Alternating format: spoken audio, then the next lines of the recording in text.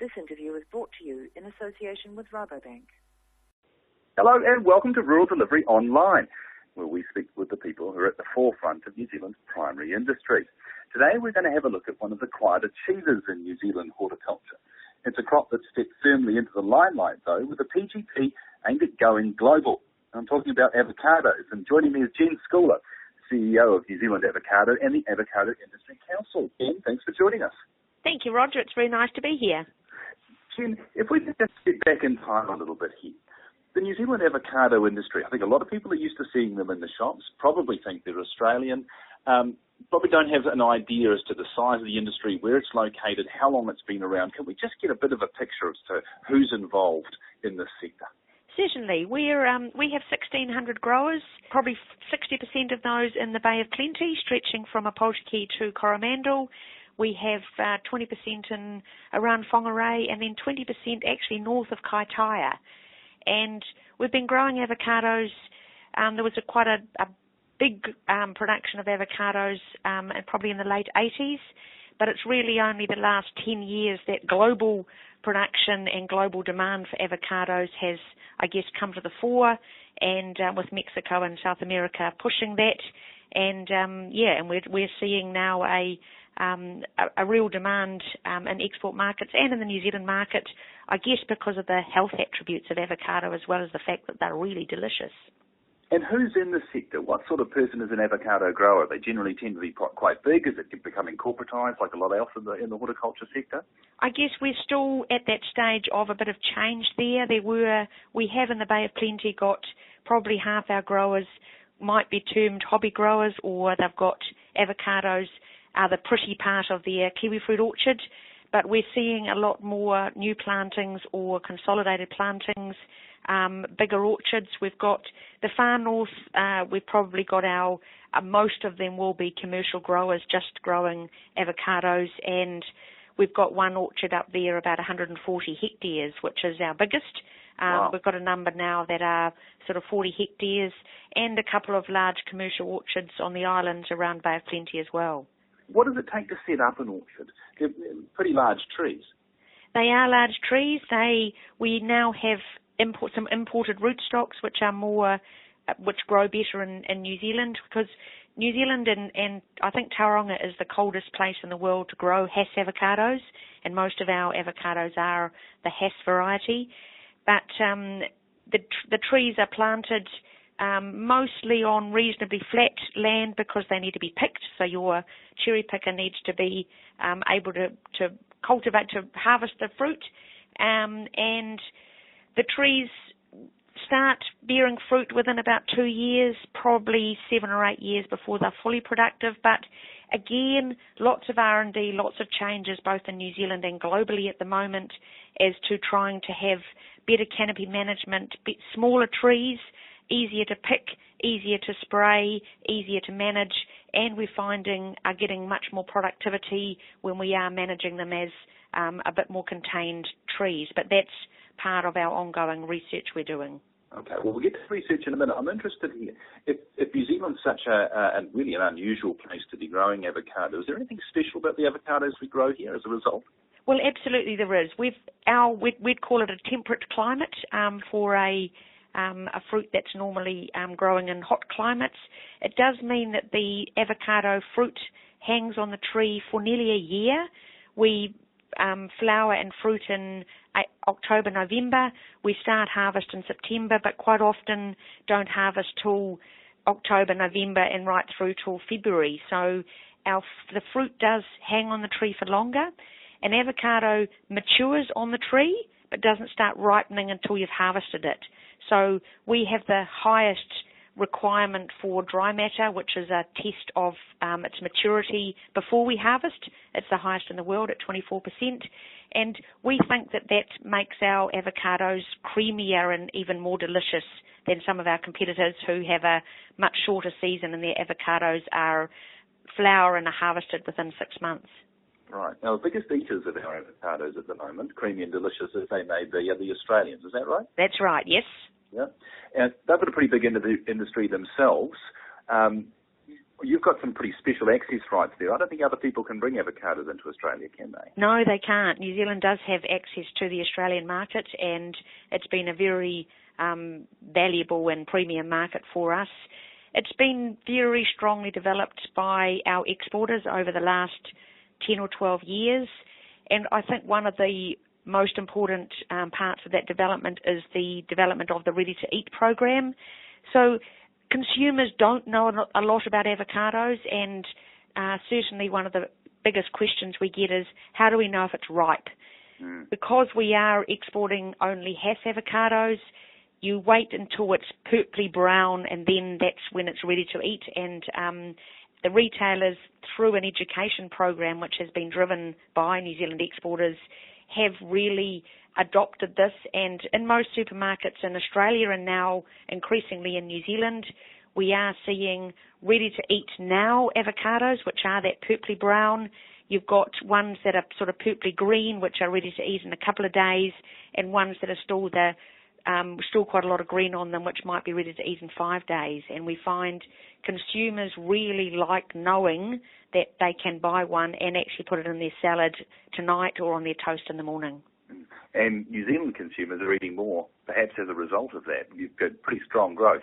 Absolutely, absolutely, and that's something that we've got a team working with our New Zealand marketers very strongly, and we've got some in-store demonstrations actually for the New Zealand market started last Friday, and really promoting that ready-to-eat, because we know from consumer research that consumers are much more likely to repurchase if they have been able to buy ready-to-eat and eaten it within 2 or 3 days.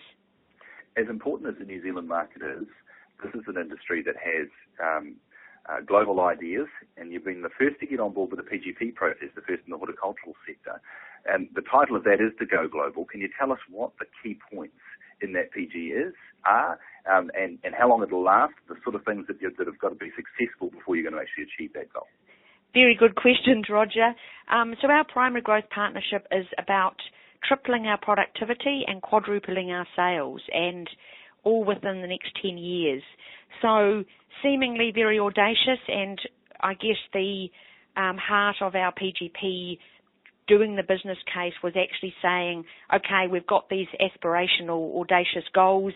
What's the how? How do we think we can actually, as an industry, do that? And it did take 2.5 years to write a successful business case for that, but during that time, it's been a fantastic platform for the industry, and it's not at all just about New Zealand avocado, because everything we do needs to involve the growers, the packers, the exporters, and the scientists, and us.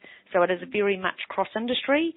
And so what we're talking about is saying we know that there's an awful lot there are growers who are achieving really impressive productivity, but there's a lot of growers who aren't.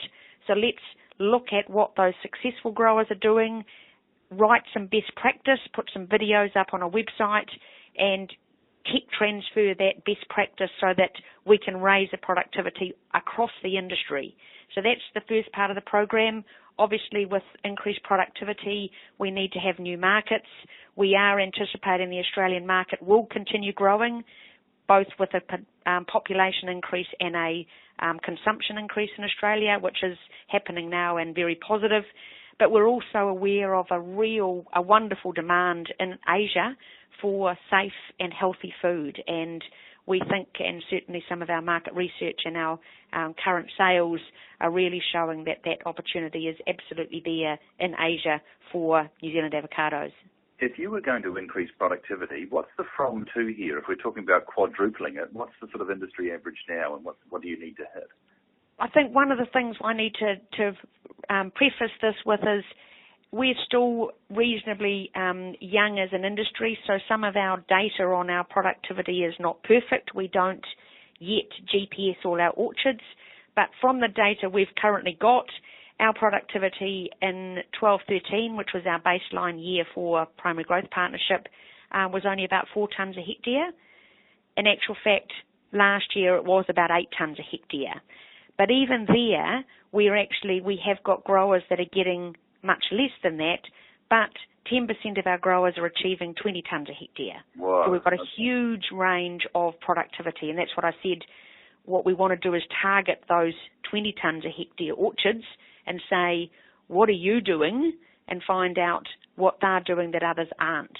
And our aim with Primary Growth Partnership is to bring the industry average up to 12 tonnes per hectare. You've got an unusual situation with avocados too, because bearing changes from year to year. Now, tough one to solve. Absolute tough one to solve, and it is a global problem. It's certainly not just a New Zealand problem. Hass avocados are inherently alternate bearing, meaning that they produce an awful lot of fruit one year and not much the next year. We have, because of our climate and possibly some environmental factors or management factors, we have what we have to call irregular bearing, because in actual fact it's not just on-off, on-off. We sometimes have 2 bad years in a row, and we've gone from last year being a reasonably good year to this year we've just started, which is a lot of fruit. So we are irregular bearing in our avocado production. But again, we're learning some tools or management techniques that are starting to mitigate that. And that might be better pruning of our trees, better nutrition, better management practices around how we cope with our frost or our cooler springs. When we talked off air, you were talking about you having recently been in Asia in the market as part of this program. What did you see there in terms of demand? What did you see there in terms of competition? And which countries do you think are going to be the first cabs off the rank as you see this Go Global strategy roll out? I think the purpose of New Zealand Avocado having a stand at Asia Fruit Logistica last week in Hong Kong. Asia Fruit is the largest produce show in Asia, and it had a 30% growth of participants and exhibitors year on year at the current show. So we were there with a stand that we had toolkits for interested parties, and these were not the people going to Asia Fruit are the retailers and importers. They're not consumers. So we're there raising the visibility for avocados from New Zealand, raising the category of these are the amazing avocados that come from this amazing country called New Zealand, and this is our very impressive food safety and systems and industry requirements that a fruit has to go through before it reaches a consumer in Asia. So that was our purpose of being there. But also, so we had lots of people coming to the stand. We had some great samples of avocados done in different ways, which attracted a lot of interest. And we could also see the huge investment that Mexico, so Central and South America, for example, are putting into those sort of shows, the huge investment in terms of the size of their stands. But we could talk to them and find out what they're doing, both in an R&D point of view and marketing, and really understand the market for us and the competitors and what they're doing to get their premium niche channel, to make sure that we are right on track with our strategy to get those market channels into Asia. Any countries in particular or ways in which the product is consumed that you think you'll look at early? Well, it was interesting. We had, and Midge Munro, our communications manager, had some fun with the event organisers about how they might look at avocados. And it was actually also, as some market intelligence, we air freighted ripened avocados. So the the chefs at Asia Fruit got 8 trays of perfectly ripened avocados, and we were there when we handed them to them, and we opened one when standing in front of these 2 chefs, and they were just, I think, pretty blown away that they had this amazing looking fruit that was in perfect condition, and they had 8 trays of them to work with over the 3 days. But little things they came out, and it was actually particularly the Chinese people that came up, that we had avocados done in slightly sweet. So, for example, in a little, a profiterole case or a little choux pastry case, instead of putting cream in it, we actually had avocado in it with a little bit of icing sugar on top. So it wasn't super sweet, but it really showed off the creaminess of the avocado in this little choux pastry case. And things like that just said to us, there are certainly lots of different ways we need to experiment with to say what are the attributes of New Zealand avocados that meet best the Chinese versus the Hong Kong versus the Japanese versus the Korean consumer requirements. And so that market intel to say we really need to be specific about that was very valuable. Oh, Jen, look, I wish you could send me a few in the post, actually. It sounds pretty good. You can do all the work. I'm not too good at working with avocados myself. One last question, added value. I'm sure you've got that lovely creamy flesh. You've also got a skin there and a stone. Is the PGP looking at anything or what you do with those? We certainly are, both across the industry and within PGP, and we met with a avocado oil company, Village Press, who had just got a very good order from a Korean customer who we sell our fresh avocados through in Korea. We're also within the PGP have got a project with Grove Avocado Oil looking at how we might make value out of the stone, because they have currently, they're commercialising an avocado powder which is made out of the remainder of the flesh and the skin after they've processed the oil, but at the moment the stone goes to landfill. So the PGP is looking at a feasibility on what value might there be in the stone that we can add value to the avocado category in. Okay, look, sounds good. Look, wish you the very best with that PGP, Jen, and hopefully we'll see you up in Asia a lot more in future. Thank you very much, Roger. It's been nice to chat. Okay, talk soon. Bye-bye. Thank you. Bye-bye. This interview was brought to you in association with Rabobank.